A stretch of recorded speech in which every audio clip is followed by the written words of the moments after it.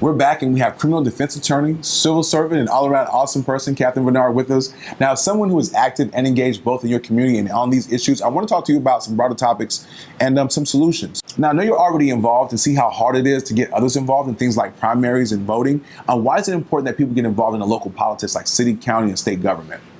Because that's really where we have the opportunity to make the most impact, Nick. People don't think about their city council meetings or their state representative as much as they might think about Congress and the president, but these are the people who are actually making the decisions that impact our lives most directly. And it's also where our efforts can make the biggest difference. National politics, it's very hard to get a foothold, but your local politics, that's a place where anybody attending meetings, paying attention to what's going on, really has an opportunity to make a positive difference in their community. Now, you chose to not only vote, but you also ran for office. Why was that important for you to get involved on that level? Well, my husband and I had moved to Brookhaven, bought a house in 2011, and there were a lot of changes going on in the community at that point. A new city being incorporated, and the state representative had been in for 10 years, and a lot of people were very unhappy with his role in the creation of the city and some of his other actions. So unfortunately, no one else was going to run against him, so I decided I better put my money where my mouth was and actually step up and provide that choice on the ballot. And it was a great opportunity to connect with voters all around our House district, and I'm glad I did it, though I was unsuccessful at unseating him in the Republican primary in May. Now, I know you wanted to make a difference and ran against an incumbent, but speaking of incumbents, how do you think our current political leaders have failed us, especially in situations like these? Oh, how haven't they failed us is the question. Congress's approval rating is at 8%. The president's isn't much higher. I think there's a lot of ways that our government has failed us at every level. And most of it comes down to some version of, oh, I'm just following orders, people passing the buck and recognizing that there's a problem, but not necessarily doing the hard work that it takes to affect it at their own level. That's why getting involved in local government is so important. That's one place where an individual voice still makes a difference. Now, I know you're an advocate of the Second Amendment, and I've heard people say that situations like this one or the Clive and Bundy situation is exactly why we need to arm and protect ourselves, especially against a tyrannical government. Do you agree with that? And how do you think strengthening gun rights can help us avoid situations like these? Oh, I absolutely agree that the case of Clive and Bundy, regardless of what you think about the merits of his claim, it was an important case of individuals standing up for their fellow citizen who they felt was being unfairly treated by the government. Now, what I would like to see is some of those same folks coming to Ferguson and showing their support for the individuals who are being unfairly treated by government there. Sometimes people on the right get angry at the federal government, but not at local government, whereas those on the left do the reverse. But I think it's important for us all to come together and recognize that big government is the problem. But back to your point on gun control specifically, I think protecting our Second Amendment rights is absolutely crucial to making sure that the rest of the rights guaranteed by the Constitution are protected. And gun control itself has some very troubling racist roots. The KKK supported gun control. They preferred unarmed victims during the Reconstruction period. As well, the NRA has supported some forms of gun control as well. So there are some serious problems with the idea of restricting citizens' ability to defend themselves, and it's very heartening to see people defending it. I'd like to see them defend it across the board, though. I've heard libertarians, Republicans, and Democrats all voice concerns about the over-militarization of police after seeing what's going on in Ferguson. Is there anything Congress can do, and do you think they'll get anything done? At the congressional level, I'm not optimistic. They might make some cosmetic changes to the program by which federal funding does go to arm these local police departments, but it's not just an issue of militarization that we're facing. It's also over-criminalization, because when we write the laws to cover too many things, and here I'm specifically talking about the drug war, you're going to create unnecessary conflict between individuals in a community and law enforcement. The militarization makes it worse, but it's the over-criminalization that's causing the problem in the first place. And I'd love it if Congress addressed its role in the drug war, because federal drug law is a driving factor behind state law and state practice and policy on drug cases. So I'd love to see Congress really get in there and address this, outdated racist drug war law, but I'm not optimistic. When it comes to solutions that people can get involved in, civilian review boards often come up. What do you think about something like that? Do you think it could work? And if so, how? And if not, then why?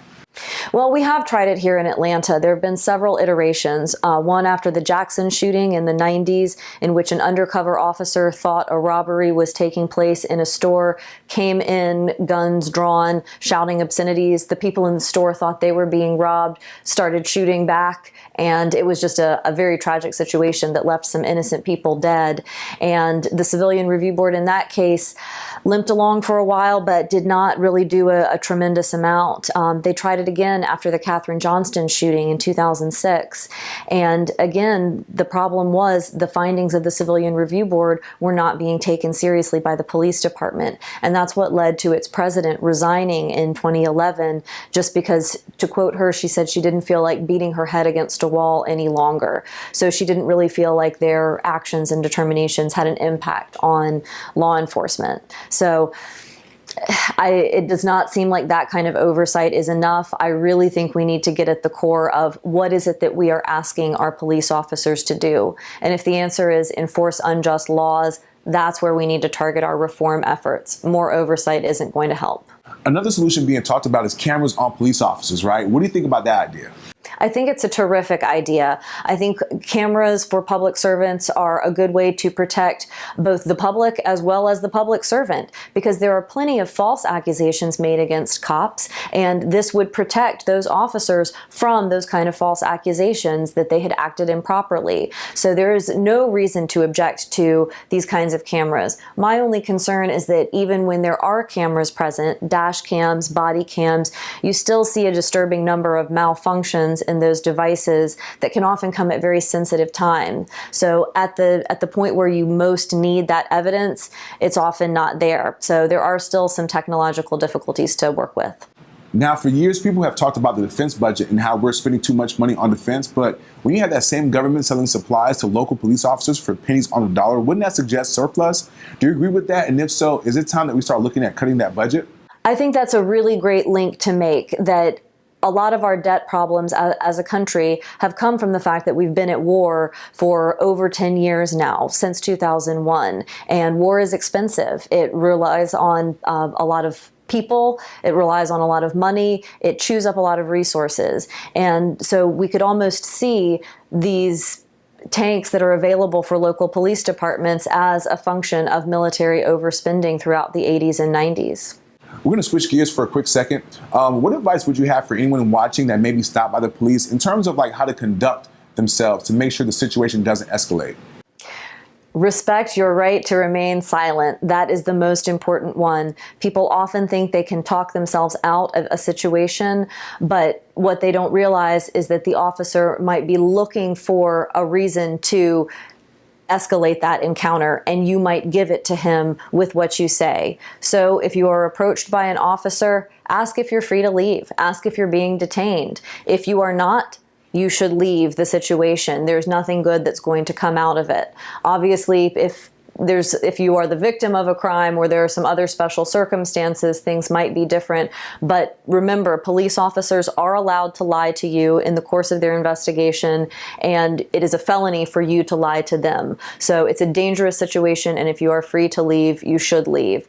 If the officer says that you are being detained, at that point, say you wish to remain silent and you want to see a lawyer.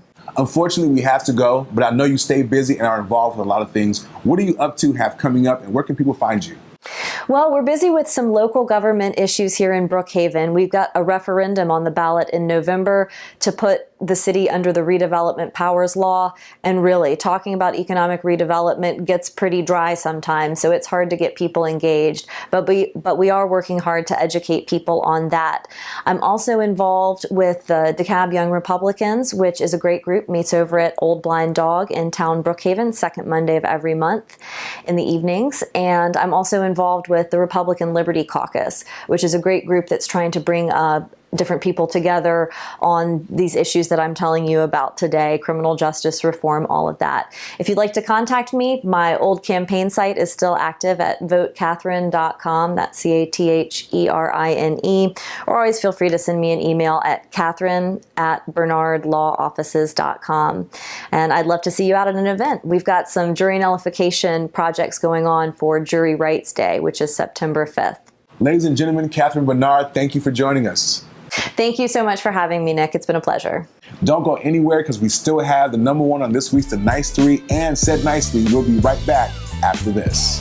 The Nick Knight Show, sponsored by Audi of America. Truth in Engineering.